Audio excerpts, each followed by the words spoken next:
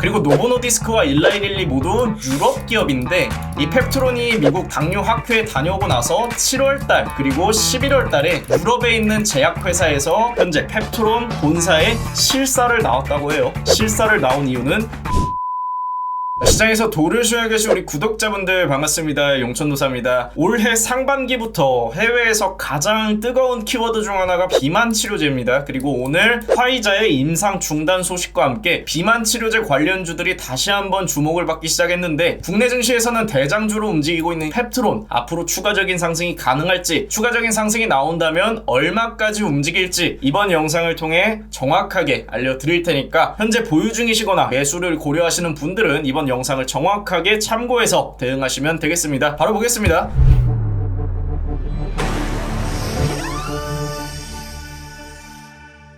우선 펩트론 같은 경우에는 올해 상반기에 신고가에 도달하고 나서 한 차례 이렇게 주가를 보정하는 조정 구간이 나왔는데 박스권 하단부터 다시 한번 외인의 5거래일 순매수가 동반이 되고 있는 모습을 확인할 수가 있습니다. 그리고 외국인이 순매수로 5거래일 연속 매집에 임하기에 앞서서 한 차례 추세 전환점을 형성하고 나서 여기서 차익 시험 물량이 이렇게 2거래일 연속 동반이 됐는데 그 직후에 일봉상 박스권 하단을 훼손하지 않고 다시 한번 매집을 통해 사실상 상승 추세의 전환점을 형성한 모습이 나타나고 있어요. 그러면 현재 외국인이 펩트론을 왜 매수하고 있는지 모멘텀을 먼저 확인을 해보겠습니다. 이 펩트론 같은 경우에는 실제로 2023년 6월달에 미국 당뇨 학회에 유일하게 참여한 국내 바이오 기업입니다. 그리고 이 미국 당뇨 학회에서 발표한 기술은 PT403 그리고 PT404 이렇게 두 가지 기술인데 이 두 기술 모두 비만 치료제 관련 기술 그리고 당뇨병 관련 기술입니다. 그리고 참가 결과에 우리가 주목할 만한 이슈가 있습니다. 바로 이 신기술을 노보노디스크 그리고 일라이릴리가 굉장히 관심있게 주목하고 있는 기술 중 하나가 되었다라고 발표를 했고요. 실제로 이 노보노디스크와 일라이릴리 같은 경우에는 현재 비만 치료제 관련 시장을 선도하고 있는 기업들입니다. 그리고 노보노디스크와 일라이릴리 모두 유럽 기업인데